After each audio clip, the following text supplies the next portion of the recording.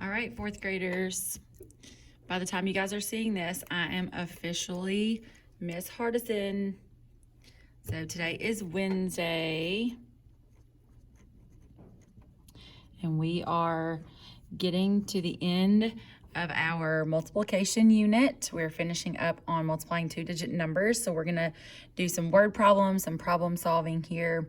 And then it is the essential question on this page is talking about multi-step multiplication problems and using diagrams and our different strategies to solve the problem. So we are gonna do this whole unlock the problem, but then when we actually solve it, we may use a method that you're used to, either partial product or standard. So read along with me. You should be writing in your Go Math book. If you are not writing in your Go Math book right now, pause the video, go get your Go Math book. If you forgot it at school, which you're reminded every single day, but if you happen to forget it, you get a plain sheet of paper and you write this along with me. Do not just sit there and watch this video. Do not just sit there and watch this video. So if you have the check mark for lesson 3.7 on page 183, then you better have work in your book. My kiddos that have me know that I will be checking it, and you will unfortunately get negative dojos if that happens. And we don't want that. We want everybody to be their very best. We want you to get only positive dojos if at all possible. And we want you to be comfortable with this math so that you can take the test on Friday. All right. During the 2010 Great Backyard Bird Count, an average of 42 bald eagles were counted in each of the 20 locations throughout Alaska. In 2009, an average of 32 bald eagles were counted in each of the 26 locations throughout Alaska. Based on this data, how many more bald eagles were counted in 2010 than in 2009? So that's just our first read. Now we're to reread and underline the important information, keywords, and key numbers. So during the 2010 Great Backyard Bird Count, an average of 42 bald eagles were counted in each of the 20 locations. So that was in 2010. In 2009, an average of 32 bald eagles were counted in each of the 26 locations throughout Alaska. Based on this data, how many more were in 2010 than 2009? So we know there were more in 2010 than in 2009. So whatever 2010's number was minus 2009's number. So 2010's number is going to be the 42 times each of the 20 locations. So I'm going to put like a times symbol in the middle of those two. And then for 2009, the average of 32 were counted in each. So I'm going to put multiplication symbol in between those two with an equal sign. Okay, so what are we looking for? I need to find how many more. How many more bald eagles were counted in 2010 than in 2009? In 2010, how many locations counted an average of how many bald eagles? Okay, in 2010, there were 20 locations and 42 bald eagles. In 2009, how many locations were there? 26 and an average of 32 bald eagles. How will I use this information? I can solve simpler problems, find the number of bald eagles counted in 2010, find the number of bald eagles counted in 2009, then draw a bar model. We're not going to draw a bar model. We're just going to say then solve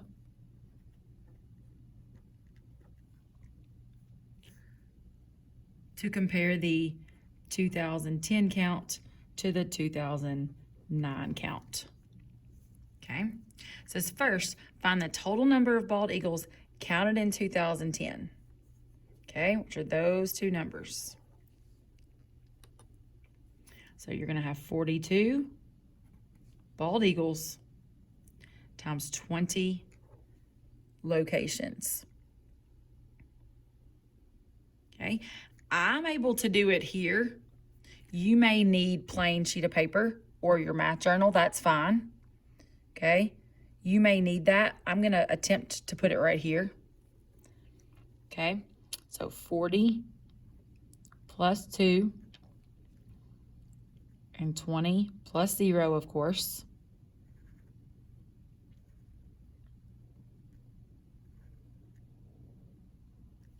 Oh, I'm going to have to write tiny. So 20 times 40, drop those zeros in, drop those eggs, right? And 2 times 4 is 8, so 800. 20 times 2, drop that 0, and 2 times 2 is 4. And of course, both of those times 0 is 0. I'm able to do that in my head because I know if I combine 840, then I get 840. Next, find the total of bald eagles counted in 2009. Okay, which we said was 32 bald eagles in 26 locations.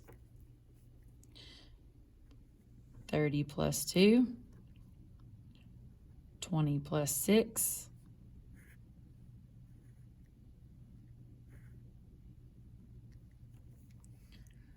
20 times 30, drop the zeros in, 2 times 3 is 6, and then 20 times 2, drop the 0 in, 2 times 2 is 4, so 40, 6 times 30, drop the 0 in, 6 times 3 is 18, so 180, and 6 times 2 is 12. Now, I lined these up pretty well, but I've got words and things down here, so I'm going to add them up over here. 600, 180, 40, and 12.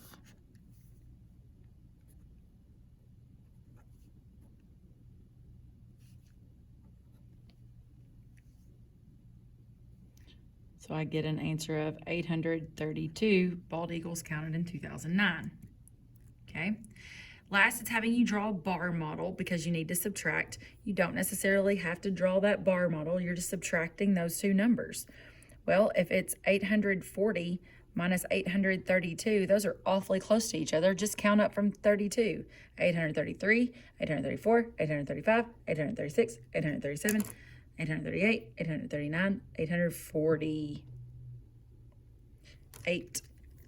So there were 8 more bald eagles counted in 2010 than in 2009. Now we're ready to solve some problems without having to write out this huge graphic organizer. So flip over. Not this page, although if you would like to try that and have a parent check your answer, that's fine. We're actually gonna move on to the share and show. All right. Number 1 says, an average of 74 reports with bird counts were turned in each day in June.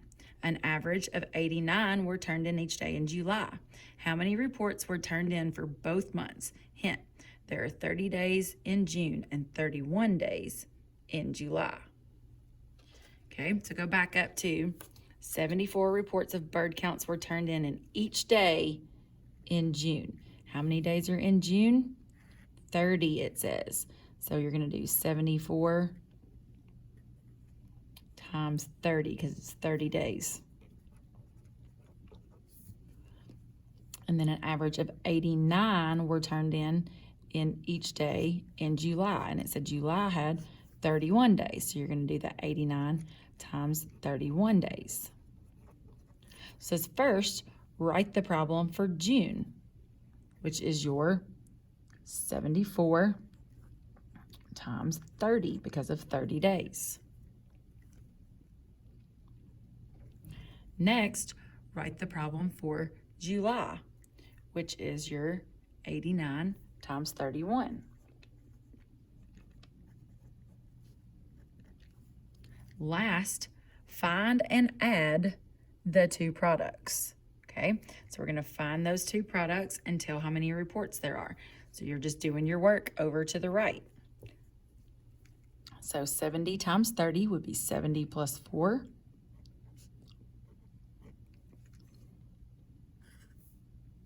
Oop. 30 plus 0. I did tell some of my kiddos that if they knew it was going to be a box for 0, they wouldn't necessarily have to put the extra boxes, but that's the practice that we've done, so I want to keep that up.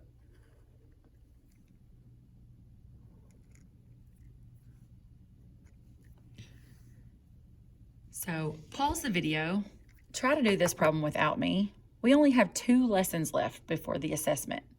You should be able to do this without my help, and then just open the video or start the video back and check your answer.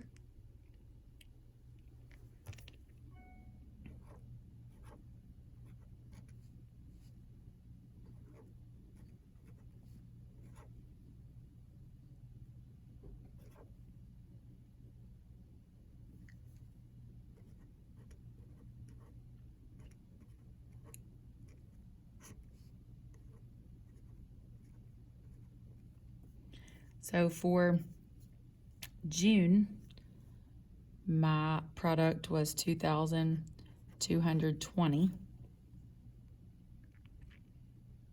And then my product for July would be 80 plus 9 and 30 plus 1.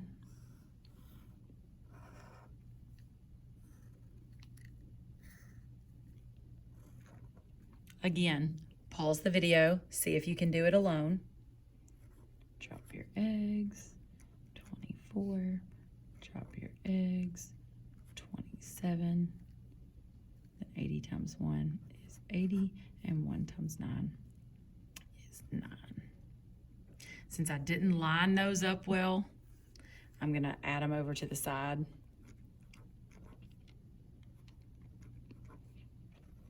Even I know, as an adult, that if I don't line up my ones place, I'm much more likely to make a mistake. 0 plus 0 plus 0 plus 9. 7 plus 8.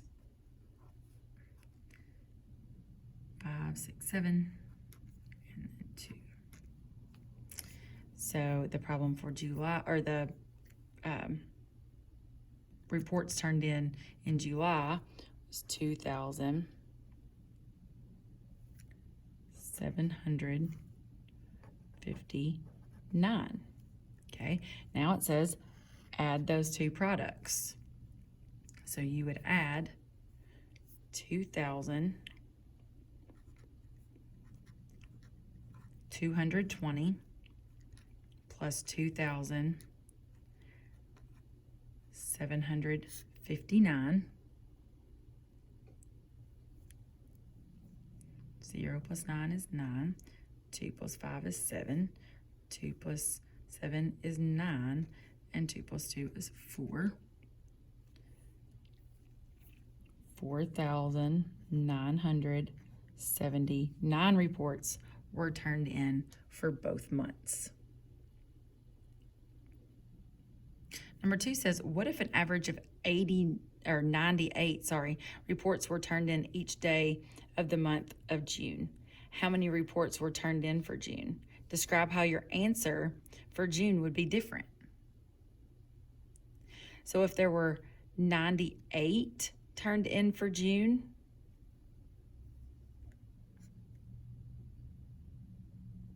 instead of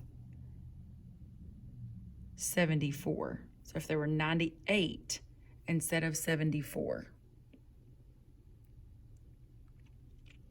Right? So you could do a couple of different things. You could do 98 times 30, since you already have this.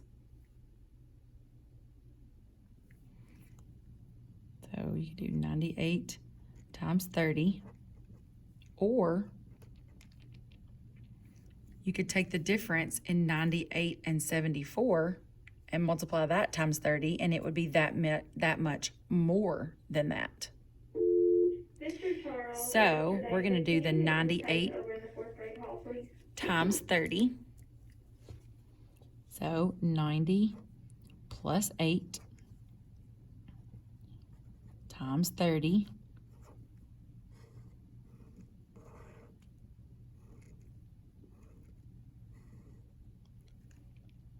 Drop your zeros.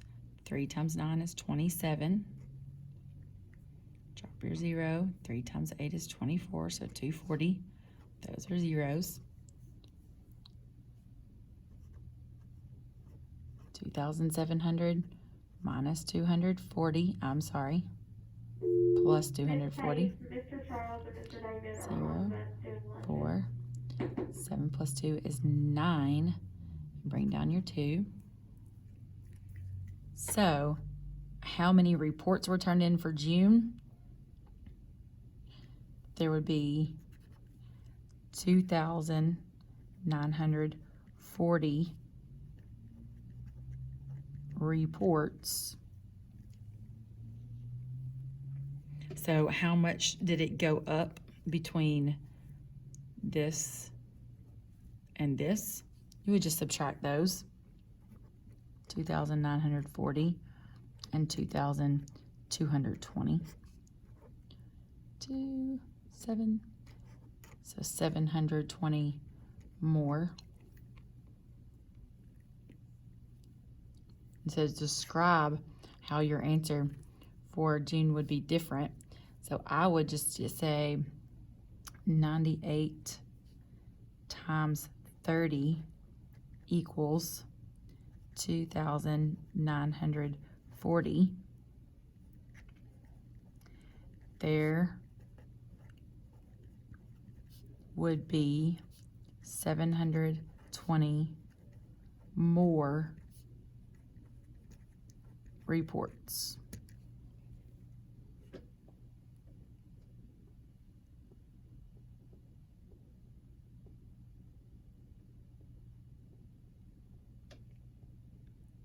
Alrighty, last one, number 3. Okay, it says there are 48 crayons in a box. There are 12 boxes in a carton. Mr. Johnson ordered 6 cartons of crayons for the school. How many crayons did he get? So think about what that equation is going to look like. That equation, we're going to have 48 crayons in each box. There are 12 boxes in a carton. So to figure out how many crayons are in a carton, you would multiply 48 times 12. And then however many that is, he ordered 6 cartons, so you would multiply that product by 6. So write out that equation. 48 times 12 times 6 equals. Okay, you can use some of this blank space at the bottom if you haven't already, because we're not going to do number 4. So 48 times 12 would be 40 plus 8 times 10 plus 2. Unless you're really good with your 12s, and then you could leave it as a 12.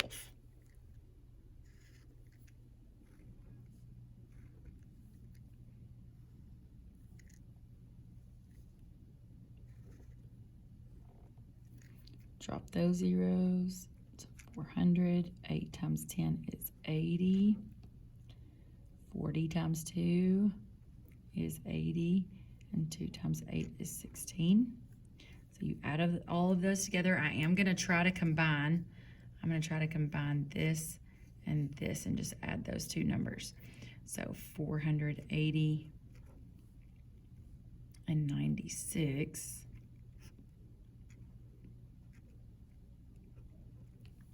So 576 times 6. 576 times 6. Okay, so 500 plus 70 plus 6 times 6.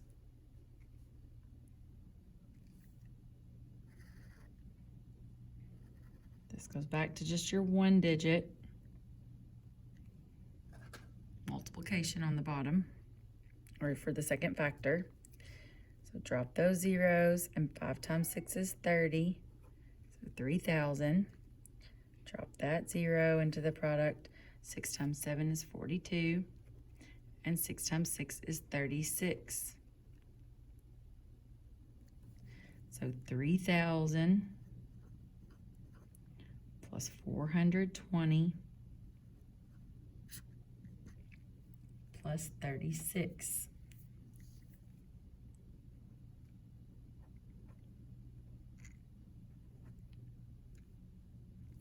You end up with 3,456 what? Crayons.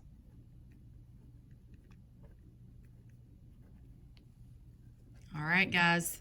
I hope you have as much work on your paper as I do. I know I will be checking, and so will your other teachers. So make sure that you are getting this done. Please know that you are always welcome to continue some extra practice, okay, on these back pages. And I feel pretty good about saying that if you do the extra practice, you do the extra practice on these pages and you come and show your teachers, I feel very confident that they would give you a couple of dojos for going above and beyond and being excellent.